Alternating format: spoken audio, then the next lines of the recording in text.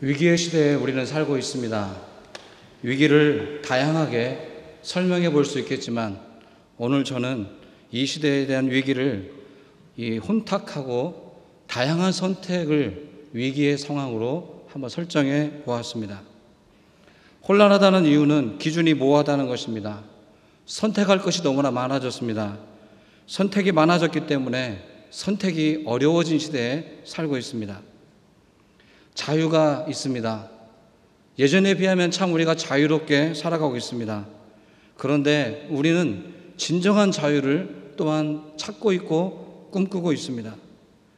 분명히 자유가 많아졌는데 오히려 우리를 구속하고 억압하는 자유롭지 못하게 하는 일들이 더욱더 많아졌습니다. 우리는 이전보다 더 많은 행복을 찾습니다. 그러나 행복은 점점점 더 멀어져만 가는 것 같습니다. 더 빨리 최첨단을 향해서 나아가고 있지만 우리의 믿음과 신앙은 오히려 퇴보하는 것만 같습니다. 최첨단의 시대를 살고 있지만 우리의 믿음은 샤머니즘적이고 과거 지향적이고 하나님이 보이지 않는 시대에 하나님이 어디 있는가 찾아다니는 시대에 우리가 살고 있습니다. 이 땅의 젊은이들은 각종 우상에 빠져 있습니다. 허황된 꿈을 찾아가고 있습니다.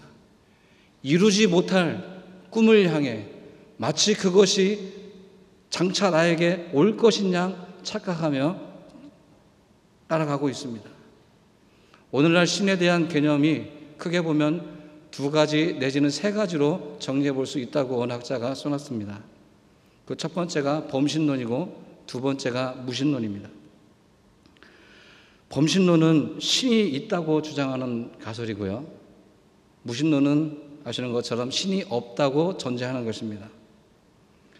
그런데 범신론은 모든 것이 다 신이기 때문에 나무도 태양도 동물도 사람도 신이 될 수 있다고 생각하는 사상입니다.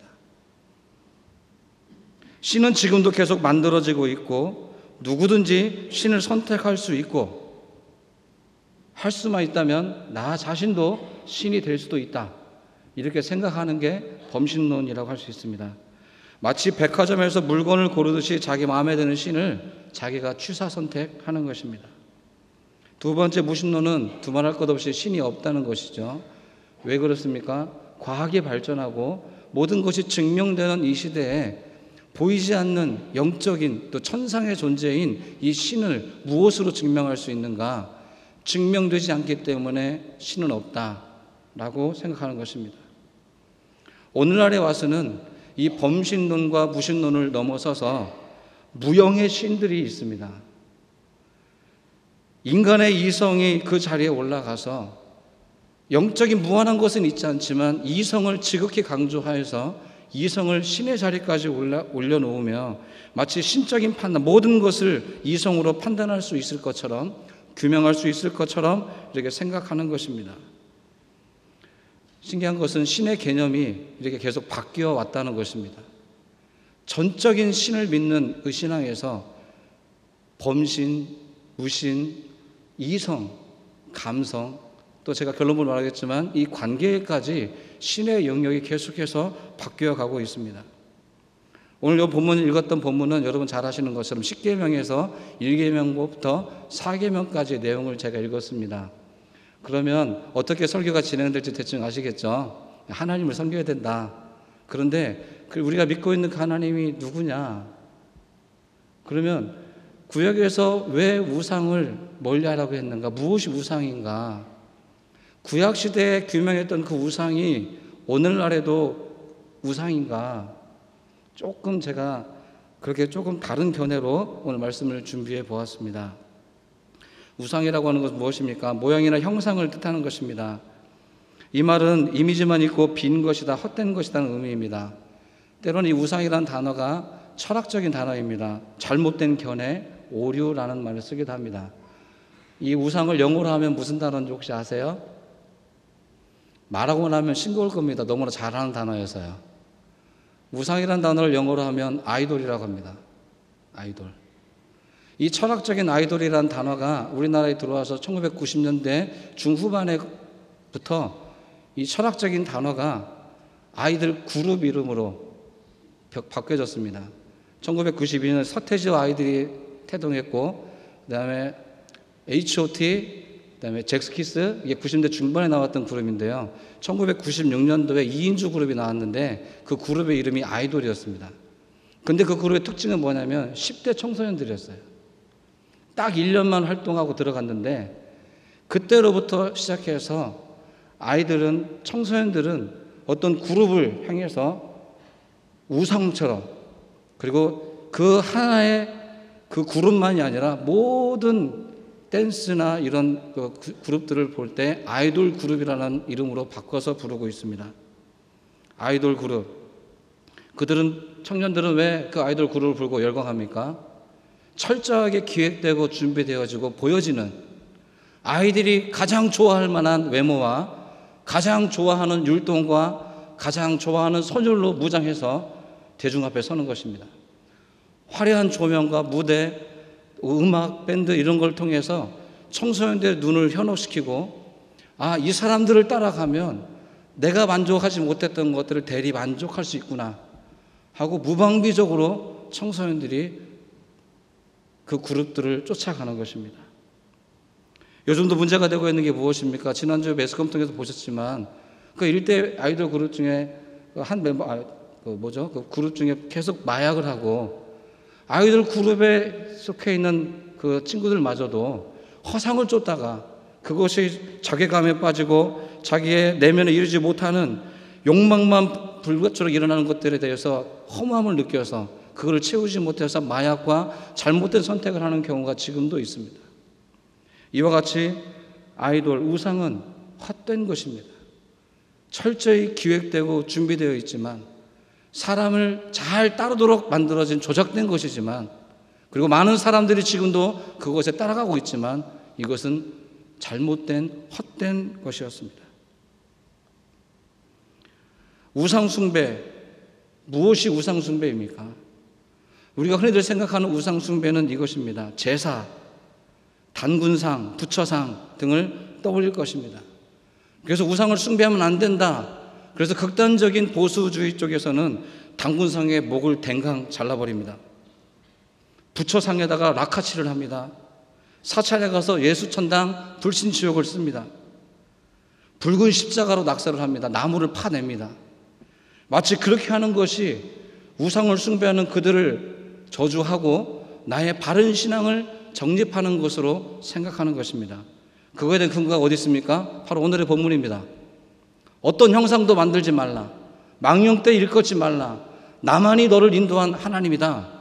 1계명부터 3계명까지 이 내용에 충실한 나머지, 문자적으로 너무나 충실하였기 때문에 그들은 사찰에 들어가고 단군상의 목을 자르고도 할 일을 한 것처럼, 마치 그것이 나의 깊은 신앙심에서 우러나온 것처럼 이렇게 우리가 보고 있는 것입니다. 그런데 과연 그것만이 우상 숭배일까요? 그 단군상과 부처만 처단하면 우상 숭배가 사라지는 것입니까? 보여지는 형상만 제거해버리면 우상이 우리 삶 속에서 사라지는 것입니까? 신약 성경에 넘어오면 바울이 골로새서 교회에서 이렇게 가르친 적이 있습니다. 골로새서 3장 5절의 말씀입니다. 우상 숭배에 대해서 새로운 차원으로 가르쳐 주었습니다. 탐욕이 우상 숭배다. 구약의 십계명은 분명히 아무런 형상을 가진 것을 우상이라고 규명을 해 주었습니다. 그런데 신약의 바울 서신에 와서는 바울은 이 우상이 무엇인가, 우상 숭배한다는 것이 무엇인가 라고 했을 때 방금 읽어들었던 골로새서 3장 5절 말씀을 통해서 탐욕이 곧 우상 숭배다. 이 말은 무슨 말씀입니까? 우상이 외형적인 형상을 넘어서서 우리의 마음에 내재되어 있다는 것을 지금 밝히고 있는 것입니다. 우리가 우상 숭배를 단순히 외적인 형상으로만 생각해서는 안 된다는 것이 깔려져 있는 것입니다.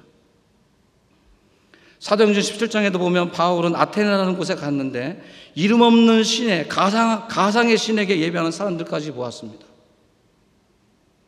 어떤 형체가 없이 가상의 신에게 예배하는 사람들까지 바울은 목격했습니다. 그래서 바울은 이제 더 이상 우상은 보이는 형상이 아니라 보이지 않는 내면에 있는 탐심, 곧 욕망이 곧 우상 숭배다라고 정의를 내려주었던 것입니다. 우상이 무엇입니까? 무엇이라고 정의 내릴 수 있겠습니까? 여러분이 무언가를 보고 마음속 저 깊은 곳에서부터 내가 만약 저것만 소유한다면 내 인생에 의미가 있을 텐데, 내가 만약 저것만 가질 수 있다면 내 삶의 가치를 높일 수 있다고 생각되어지는 그 무엇이 있다고 한다면 그것이 바로 우상이 아니겠습니까? 그것만 내가 소유하고 있다면, 그것만 내가 가지고 있다면 나의 불안한 마음도, 나의 불편한 마음도 평안해질 수 있을 텐데 라고 생각한다고 한다면 그것이 우상 아니겠습니까? 우상을 섬긴다고 하는 것, 그것은 말 그대로 헛것을 따르는 것입니다. 실체가 없는 빈 껍데기를 섬기는 것입니다. 가상의 그 무엇인가를 따르는 것입니다. 우상 숭배란 인간들 우리 자신을 위해 스스로 만들어 놓고 그것을 신의 경지에 올려놓고 그것을 맹목적으로 따라가는 것입니다. 자유를 포기한 채 노예와 같이 거기에 얽매여서 사는 것, 이것이 바로 우상 숭배인 것입니다. 우상 숭배에는 옳고 그름을 따지지 않습니다. 맹목적인 의탁만 있을 뿐입니다. 그것을 통해, 왜냐하면 자신의 탐욕을 채워야 하기 때문에 그렇습니다. 맞는가 틀린가, 옳은가, 이렇게 하는 것이 맞는 것인가, 이것을 분별할 생각을 하지 못하고 그것만 있으면, 그것만 따르면 나의 이 마음속에 가지고 싶고 채우고 싶고 만족하게 시킬 만한 그것을 채울 수만 있다면 무엇이든 상관없는 것입니다. 우상은 무엇입니까? 제가 시대별로 조금 요약해서 그냥 단어로 설명을 해보겠습니다. 구약 시대에는, 구약의 관점에서는 형상입니다. 신명기 사관은 권선징악이라고 합니다. 잘 따르면 복을 주고 죄를 범하면 벌이 옵니다. 이게 열왕기 상하까지 이어지는 권선징악적인 사상입니다. 그때 고대 근동에 가지고 있던 사람들의 생각 속에 하나님은 착한 일을 하면 복을 주고 죄를 범하면 벌을 내리는 신, 그런 신의 개념을 가지고 있었습니다. 그 당시에도 신은 많이 있었습니다. 여러분 잘 알고 있는 아세라와 바알과 기타 다른 신들이 고대 근동에 많이 내재되어 있었습니다. 그런데 왜 하나님은 그런 고대 근동에 있는 다른 신들과 비교해서 왜 내가 탁월한 신이라고 말하는 것입니까? 다른 신들은 그 당시의 종교 개념에서는 신들을 위해 사람이 존재했지만 하나님은 너희 인간을 위해 내가 존재한다 라고 선언해 주셨기 때문에 탁월한 신의 개념을 가지고 있는 것이었습니다. 그래서 구약적인 개념에서 하나님은 형상을 쫓아가는 그 시대의 사람들에게 형상은 어떠한 것으로도 만들면 안 된다. 형상을 만드는 것은 인도자 대신 하나님의 이름을 망령되게 부르는 것이다 라는 명제로 이 십계명을 설명해 주고 있는 것입니다. 그러나 이것은 구약의 설명이었습니다. 방금 전에 말씀드렸던 것처럼 신약에 와서는 이것이 형상이 아니라 내면으로 바꿔졌습니다. 마음속에 있는 것, 마음속에 있는 욕망이 우상이다. 겉에 아무런 형상을 가지고 있지 않더라도 마음속에 보이지 않는 너의 마음속에 가지고 있는 욕심과 자만함과 기타 7가지 골로새서 기록하고 있는데요. 그 마음속에 갖추고 있는 그 죄악들을 가지고 있는 것 자체가 우상이고 그것을 따르는 것이 우상 숭배라고 바울은 해석하고 있는 것입니다. 인간 내면에 가지고 있는 탐욕, 그것을 바울은 우상이라고 정의를 내렸던 것입니다. 자, 그러면 오늘 우리에게는 우상이 무엇입니까? 여러분은 무엇을 따라가고 있습니까? 요즘은 감정과 인간 관계도 거의 우상 수준인 것 같습니다. 내 감정을 충만하기 위해서라면 수단 방법을 가리지 않습니다. 약도 먹고 광란적인 파티에 가기도 하고요. 술에 취하기도 하고 하는 것이 무엇입니까? 내 감성이 충만해지기 위해서 아니겠습니까? 또 더한 것은 우리 인간관계입니다. 사람과 떨어지는 것을 견디지 못합니다.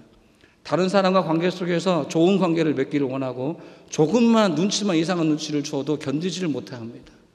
분리불안을 느끼고 관계에서 오는 스트레스 때문에 여러 가지 질병까지 오는 시대가 오늘 우리의 시대 아니겠습니까?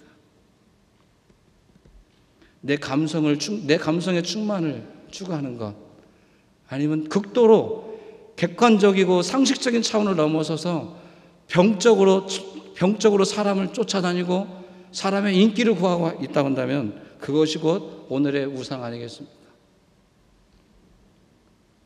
그런데 왜 우상을 만들까요, 사람들은?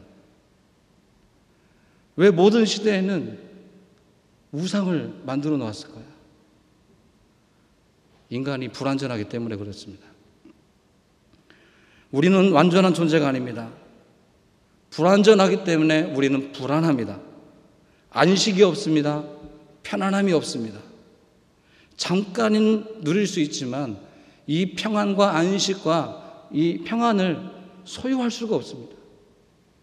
그렇기 때문에 인간은 불안해서 잡을 수 있는, 소유할 수 있는, 내가 느낄 수 있는 무엇인가를 찾기 시작하는 것입니다. 왜 편안이 없고 안식이 없을까요? 우리가 서 있어야 될 자리에 있지 않기 때문에 그렇습니다. 아담이 죄를 범했을 때 하나님은 이 아담을 향해 질문을 던지셨습니다. 제가 이걸로 설교를 한번 했던 것도 기억이 나는데, 내가 어디 있느냐? 가인이 아벨을 죽였을 때 하나님은 또 질문하셨습니다. 내 아우는 어디 있느냐? 이거는 지리적인 좌표를 묻는 물음이 아닙니다. 지금 내가 서 있는 곳은 내가 있어야 될 곳이 아니다. 너는 형제를 나누며 살아가야 될 그 자리를 왜 깨뜨렸느냐? 라고 묻는 어찌 보면 실존적인 질문을 하나님께서 우리에게 던져주고 있는 건 아니겠습니까? 왜 아담이 하나님을 피했습니까? 불안했습니다. 지금까지 친밀했던 하나님과의 관계가 불안해졌습니다. 왜 가인은 아벨을 쳐 죽였습니까? 형제인데요. 덜 사랑받았다는 생각, 하나님이 아벨 것만 받았다고 하는 생각이 동생을 죽였습니다. 불안한 인간, 그는 이 불안을 대처할 무엇인가를 본능적으로 찾아 나서게 되는 것입니다. 오늘 제가 다시 한번 읽었던 출애굽기 32장에는 십계명의 돌판을 받으러 모세가 산에 올라갔을 때 이스라엘 백성들이 행했던 일들을 아주 조목조목 신랄하게 기록을 해놓고 있습니다. 다 읽지는 못했지만 여러분 대강 알고 있으리라 생각되어집니다. 모세가 시내산에 올라갔는데 시간 금방 올 줄 알았는데 40일이 지났는데도 지도자가 내려오지 않습니다. 오랫동안 지도자가 내려오지 않자 이스라엘 백성들은 불안하기 시작합니다. 이 불안이 군중의 힘이 되어서 또 다른 지도자인 아론에게로 찾아왔습니다. 사람들이 몰려와서 이렇게 요구합니다. 우리를 인도할 신을 좀 만들어 주십시오. 우리를 인도할 신을 좀 만들어 주십시오. 강력하게 요청합니다. 아론은 너희들의 몸에 있는 금붙이를 가져와라. 그리고 그 금붙이를 녹여서 금송아지의 모양을 만들어 놓았습니다. 그리고 그 송아지 앞에서 예배했습니다. 화목제의 제사를 드렸습니다. 사람들은 그때서야 기뻐 뛰며 즐거워했습니다. 그런데 이 부분의 이야기를 읽을 때 여러분 조금만 객관적인 시각으로 보면 좀 이상한 부분이 있습니다.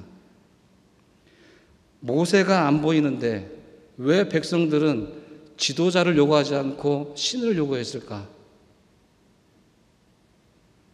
지도자를 찾으면 되지 않습니까? 모세가 안 보이니까 새로운, 예를 들어 아론에게 와서 당신이 우리의 지도자가 되어 주십시오 라고 요청하지 않고 왜 아론에게 우리를 인도할 신을 만들어 달라고 요청했을까요?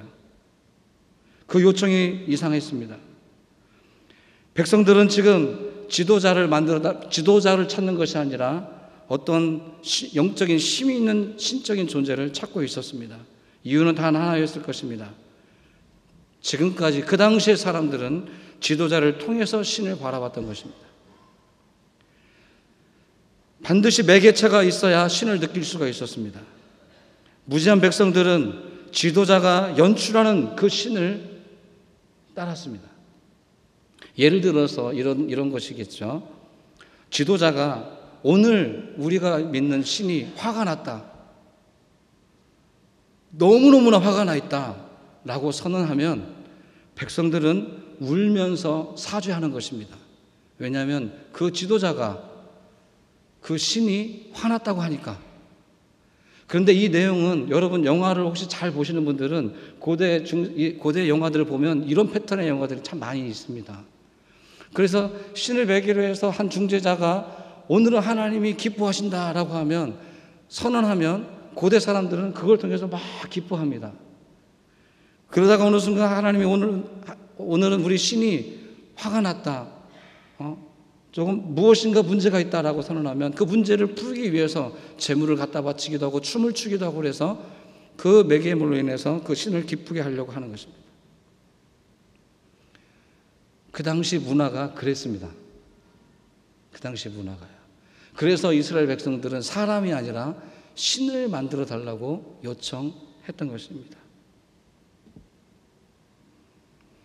기독교 역사는 시대마다 하나님을 알아가기 위해서 부단히 노력을 해왔습니다. 어떻게 하면 하나님과 가까워질까? 하나님께서 우리에게 원하시는 것은 무엇일까? 하나님은 오늘 우리 시대에 무엇을 해주시고 계신가? 이 질문에 대한 바른 답을 찾기 위해서 부단히 노력해 왔습니다. 그래서 그 시대마다, 그 세대마다 새로운 사상과 새로운 패턴들이 생겨났던 것입니다. 이제 우리나라로 조금 소급해서 제가 생각해 보겠습니다. 한국에 기독교가 들어오고 주류 기독교는 신앙의 핵심을 무엇으로 잡았겠습니까? 하나님께로부터 복받는 데 둔 것이 사실입니다. 하나님이라고는 전적인 존재의 가치를 찾는 것이 아니라 하나님을 믿으면 복이 온다. 그런 복을 받으려면 신앙생활에서 요구되는 것은 성실함입니다. 이건 기독교적인 용어는 아니지만 우리 한국적인 토양에서 많이 쓰는 것이 지성이면 감천이다 라고 하는 말이 있죠.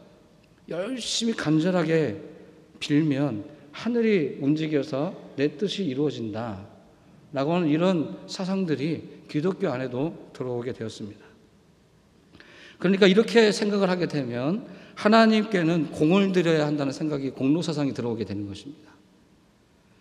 기독교의 본질이 무엇인지, 하나님이 무엇을 원하시는지 그 본질을 찾는 것보다 이제 시간이 지나면서 기독교를 믿어서 얻게 될 이득이 무엇인가에 초점을 맞추기 시작했던 것입니다. 하나님이 어떻게 하면 나에게 복을 주실까? 내가 무엇을 하면 하나님께로부터 칭찬을 받을 수 있을까? 여기에 집중하기 시작했던 것입니다. 이렇게 하면 복을 받고 저렇게 하면 복을 받고, 분명히 메시지에는 있습니다. 성서에 기록되어 있습니다. 구약이 있으니까요. 근데 구약의 이 사상을 오늘의 이 현대에 가져와서 아무런 해석 없이 그대로 그것을 받아들여서 오늘날 우리 하나님도 그럴 것이다 생각하고 하나님이 주실 복에만 초점을 맞추고 우리가 살아온 것 아니겠습니까? 하나님의 주권, 하나님의 하나님 되심, 거기에 초점을 맞추는 것보다 하나님이 우리에게 내려주실 축복, 내주는 저주, 여기에 집중하며 살았던 것입니다. 하나님의 주권을 인정하지 않으면서 공을 들여서 하나님께로부터 복을 받으려고 노심초사하는 것, 그럼 무엇이 찾아오겠습니까? 불안함입니다. 도대체 얼만큼 해야 되나? 얼만큼 해야 이 질병에서 벗어날 수 있는가? 얼만큼 노력하면 내가 구원에 이룰 수 있을까? 얼마나 노력하면 나에게 물질의 축복을 나에게 주실 수 있을까? 얼마나 전심을 다해야 내 자녀들에게 축복이 임하게 될까? 열심히는 믿었지만 바르게 믿지는 못하셨습니다. 정직하게 믿었다고 말씀드릴 수도 있겠지만 바른 신앙, 바른 믿음의 가치는 아니었을 것입니다. 어찌 보면 우리는 하나님을 믿은 것이 아니라 우상을 믿은 것이 아닙니까? 하나님이라고 이름은 붙였습니다. 십자가를 목에다 걸고 다녔습니다. 성경을 가슴에 끼고 다녔습니다. 열심히 신앙생활을 해서 내가 하나님을 믿는다고 생각했는데 내 안에 내가 가지고 있는 것은 무엇이었습니까? 어떻게 하면 복받을까? 어떻게 하면 이 관계를 뚫고 나갈까? 어떻게 하면 이 질병과 이 가난을 벗어날 수 있을까? 어떻게 하면 다른 사람들로부터 인정을 받을 수 있을까? 내 안에 있는 탐욕과 욕망은 그대로 둔 채 나는 형상을 만들지 않았으니까, 나는 제사 드릴 때, 성묘 갔을 때 머리 숙이지 않았으니까, 나는 부처를 미워하니까, 난 단군 신앙을 믿지 않으니까 괜찮다고 생각하셨습니까? 모세의 시대의 우상은 금송아지였습니다. 그러나 지금 이 시대의 우상은 금송아지가 아닙니다. 어떤 사람이 금송아지를 만들어 놓고 이거 나의 우상이라고 말하는 사람이 어디 있습니까? 그렇게 하는 사람 아무도 없습니다. 지금 이 시대는 그것이 우상이 아닌 시대입니다. 지금의 우상은 다른 곳에 있습니다. 철학자들이 발견한 우상이 있습니다. 근세 철학자들은 이 시대의 우상은, 근대에 와서 우상은 편견과 왜곡이라고 정의를 내렸습니다. 잘못된 생각, 그래서 우상이라는 단어 영어 해석이 오류입니다. 왜곡된 생각, 이것이 바로 우상이다. 지금 우리 시대의 신앙인들에게 우상은 무엇일까? 어떻게 보면 자기 자신일 수 있습니다.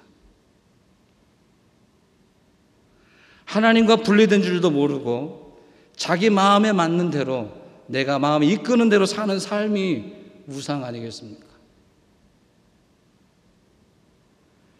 구약에서는 형상이라고 하는 명확한 보여지는 존재가 있어서 아주 쉬웠습니다. 명확했습니다.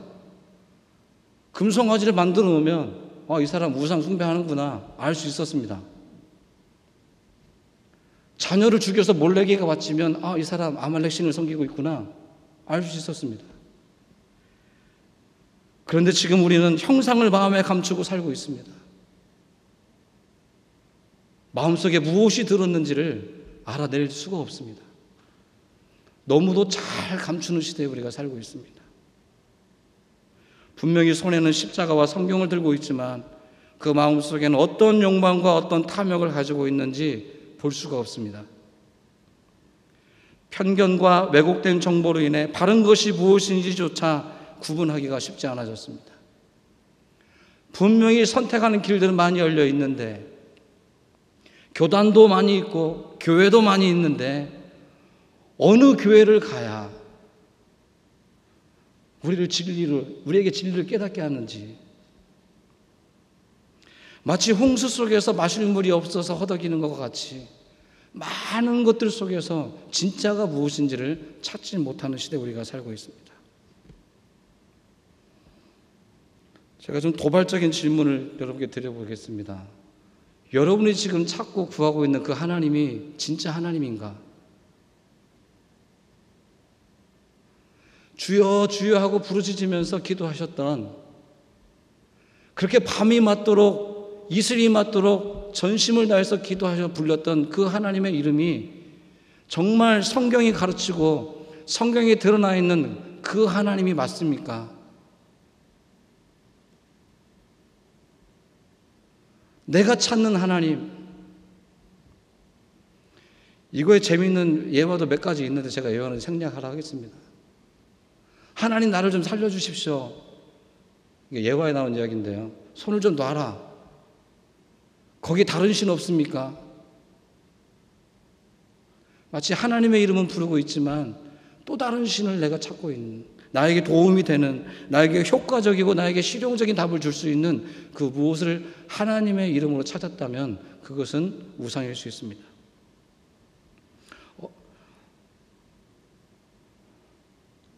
하나님께서 또 하나의 법칙을 주셨습니다. 내가 너를 인도한 여호와다. 나 외에 어떠한 것도 만들지 말아라. 그것을 만드는 것은 곧 나의 이름을 망령되이 일컫는 것이다 라고 말씀하셨던 하나님께서 네 번째 계명을 주셨습니다. 무엇입니까? 안식일을 거룩하게 지켜라. 이 세 번, 1, 2, 3번과 4번이, 이 4번 어떻게 매칭을 시켜야 될까? 지금까지 한 번도 제가 고민해 본 적은 없었습니다. 이 우상을, 하나님을 섬기는 것, 그 다음에 우상을 섬기면 안 된다는 것과 안식일을 거룩히 지킨다는 것이 어떻게 이어질 수 있는 제목일까? 우상을 섬기면 노예와 같은 삶을 살게 될 것입니다. 노예에게는 안식이 없습니다.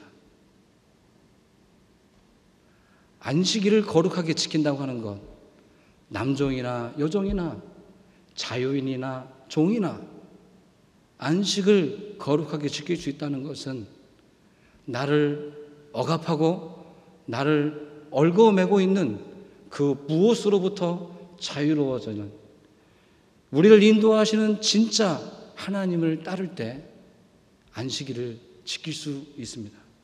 저는 그렇게 믿습니다. 이것을 율법이라고 말을 합니다. 십계명 율법이라고 합니다. 율법은 우리를 자꾸 속박하는 것으로 생각하고 계시는데, 율법은 우리를 인도하는 몽학선생이라고 바울은 해석해 주었습니다.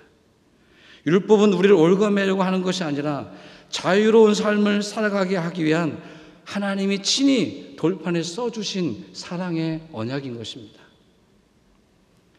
진정으로 자유를 갈망한다면 내가 지금 붙잡으려고 하고 있는 그 욕망과 그 우상을 손에서 내려놓는 것으로부터 출발하게 될 것입니다. 종교가 무엇입니까? 요한복음 8장 32절에 기록한 것처럼 진리를 알지니 진리가 너희를 자유케 하리라. 이 말씀처럼 건강한 종교는 사람을 자유롭게 하는 것입니다. 올가매는 것, 이것은 자유롭게 하는 것이 아닙니다. 우리를 올가매고 있는 것, 그것은 우상일 수 있습니다. 사로잡혀 있고 마치 중독된 것처럼, 그것 아니면 절대 안 될 것처럼 생각, 절대화시키는 것, 아니요, 그것이 바로 우상이 될 수 있는 것입니다. 오늘 우리를 붙잡고 있는 것이 무엇입니까? 상대화시킬 수 없는, 절대적으로 내가 필요한, 절대화시키고 있는 것이 무엇입니까? 그것을, 그 탐욕을 놓아버리는 것에서 출발하셔야 하는 것입니다. 우리가 우상 숭배하지 말아라 하는 말씀을 대할 때 단군상이나 부처상 같은 것들만 생각하시면 안 됩니다. 그것보다는 더 내 안에 있는 우상이 무엇이며 내가 바라는 것이 무엇인가, 이것과 싸우셔야 하는 것입니다.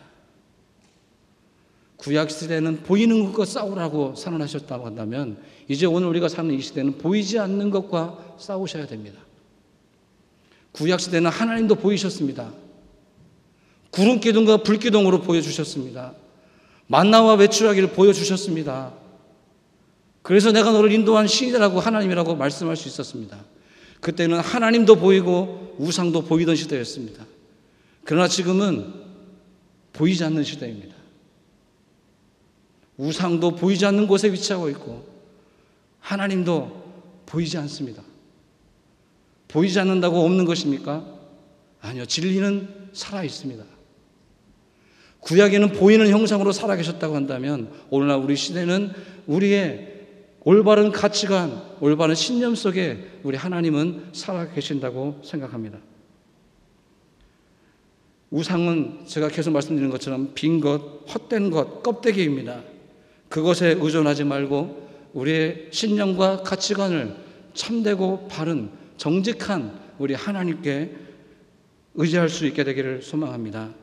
우리가 지금 신앙생활을 하면서도 여전히 노예와 같이 삶을 살고 있다고 한다면 여러분, 하나님은 여러분에게 자유를 선물하시기를 원하십니다. 안식일을 기념하여 거룩하게 지켜라. 안식일을 또 하나의 법으로 만들어 놓고 해야 될 것과 해서는 안 될 것을 만들어 놓고 내가 스스로 족쇄를 차고 있는 것처럼 생활하는 것이 아니라 자유롭게 할 수 있는 날로, 무엇을 해도 용서받을 수 있고 무엇을 해도 가능한 그 날을 하나님은 우리에게 선물해 주셨던 것입니다. 이제 제가 결론을 맺도록 하겠습니다. 우리 담임 목사님께서 자주 인용하는 노자의 도덕경 1장에 있는 내용으로 제가 결론을 맺으려고 합니다. 저는 이 한자를 쓸 수는 없습니다. 도가도, 비상도, 명가명, 비상명. 목사님께서 몇 번에 걸쳐 인용했던 그 노자의 도덕경 1장에 있는 내용입니다. 도라고 할 수 있는 도는 영원한 도가 아닙니다. 이름을 지을 수 있는 이름은 영원한 이름이 아닙니다. 이 말을 저는 이렇게 해석했습니다. 절대적인 진리는 존재한다. 그러나 그 진리가 말이나 생각으로는 온전하게 표현될 수는 없다. 그것이 말로 표현되면 그 자체가 왜곡이 될 것이기 때문에 그렇습니다. 하나님이 보이지 않아서 안 계신 것이 아니라 하나님은 진리 가운데 거하고 있습니다. 오늘도 우리에게 바른 가치관으로 인도하신 바로 그분이 우리가 믿는 하나님입니다. 오늘 우리는 구체적인 것을 찾습니다. 구체적인 것을 좋아합니다. 증명되는 것을 보고 싶어 합니다. 그러나 하나님은 보다 깊은 신비로 남아 계십니다. 잡힐 듯이 잡히지 않고 보일 듯이 보이지 않는, 그렇기 때문에 그 하나님은 우리가 믿을 수 있는, 찾을 수 있는 가장 좋은 하나님이신 것입니다. 하나님이 여전히 우리의 길을 인도해 주시고 있습니다. 우리가 어떤 공로사상에 갇히고 있지 않아도 하나님, 여러분이 고백한 것처럼, 권사님 기도하셨던 것처럼 사랑이 많으신 하나님이시기 때문에 오늘 우리를 품으시고 안으시고 인도해 줄 줄로 믿습니다. 여러분의 신앙생활을 자유롭지 못하게 하는 것으로부터 자유를 얻으십시오. 하나님이 우리에게 안식을 주셨습니다. 안식일을 충분히 누리는 것이 바로 거룩하게 지키는 것입니다. 기도하겠습니다.